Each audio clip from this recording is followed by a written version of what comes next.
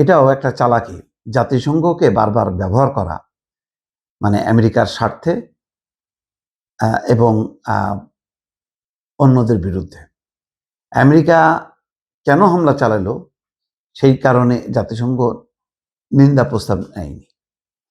হঠাৎ করে একটা দেশের সর্বোচ্চ নেতাকে হত্যা করা হলো, যুদ্ধ চাপানো হলো, সেটার ব্যাপারে কোনো নিন্দা প্রস্তাব নেই। কিন্তু হরমুজ নিয়ে আজকে জাতিসংঘে ভোটাভুটি হবে এবং যথারীতি এটা ইরানের বিপক্ষে যাবে।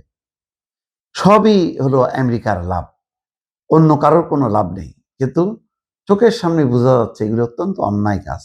আমেরিকা এবং ইসরায়েল মিলে বিশ্বজুড়ে যা করছে এটা সভ্য দুনিয়ায় নজিরবিহীন ঘটনা। হরমুজ প্রণালীতে বাণিজ্যিক জাহাজ চলাচলের সুরক্ষায় একটি প্রস্তাবের উপর আজ মঙ্গলবার জাতিসংঘ নিরাপত্তা পরিষদে ভোটাভুটি হইতে পারে।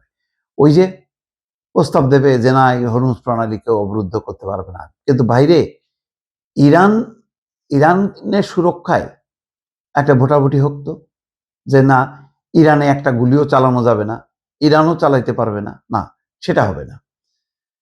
তবে ভেটো ক্ষমতাধারী চীন বল প্রয়োগের অনুমোদনের বিরোধিতা করায় প্রস্তাবটি উল্লেখযোগ্যভাবে দুর্বল করা হয়েছে বলে জানিয়েছে সংশ্লিষ্ট কূটনীতিক। স্বাভাবিকভাবে চীন রাশিয়া তো এটা মানবে না, যতই প্রস্তাব উত্থাপন করা হোক না কেন, কারণ এখানে বোঝাই যাচ্ছে যে আমেরিকার স্বার্থ রয়েছে, আর কারো স্বার্থ নেই। গত 28শে ফেব্রুয়ারি যুক্তরাষ্ট্র এবং ইসরায়েল ইরানে হামলা শুরু করে। হামলা শুরুর পর তেলের দাম বেড়ে যায়। 5 সপ্তাহের বেশি সময় ধরে যুদ্ধ চলছে। এই সময় তেহরান বেশিরভাগ সময়ের জন্য বৈশ্বিক জ্বালানি সরবরাহের গুরুত্বপূর্ণ পথ হরমুজ প্রণালী কার্যত বন্ধ রেখেছে।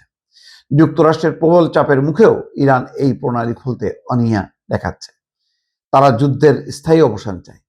ভাই, এই দাবিটা কি যৌক্তিক না? যুদ্ধের যে স্থায়ী অবসান হোক, না সেটা না, ইরান ধ্বংস কিন্তু হরমুজ প্রণালী খোলা থাকুক, এটা হচ্ছে আমেরিকা এবং ইসরায়েলের চাওয়া, এবং সেভাবেই জাতিসংঘের অ্যাক্টিভিটিস। রয়টার্সের খবর বলা হচ্ছে চীনের আপত্তির মুখে খসড়া প্রস্তাব থেকে বল প্রয়োগের অনুমোদন বাদ দিয়ে প্রতিরক্ষামূলক সমন্বয়ের আহ্বান রাখা হয়েছে। অর্থাৎ বল প্রয়োগের একটা প্রস্তাব নিতে যাচ্ছিল, যাতে আমেরিকা যদি বল প্রয়োগ করে তার একটা আইনি বৈধতা পায় জাতিসংঘের কাছ থেকে। কূটনীতিকরা বলছেন প্রস্তাবটি দুর্বল করায় তা পাশের সম্ভাবনা বেড়েছে, তবে ভোটাভুটির ফলাফল এখনো অনিশ্চিত। এই হচ্ছে পরিস্থিতি। কিছুটা রক্ষা, যে একেবারে আমেরিকা যা চায় তাই হচ্ছে না চীনের কারণে।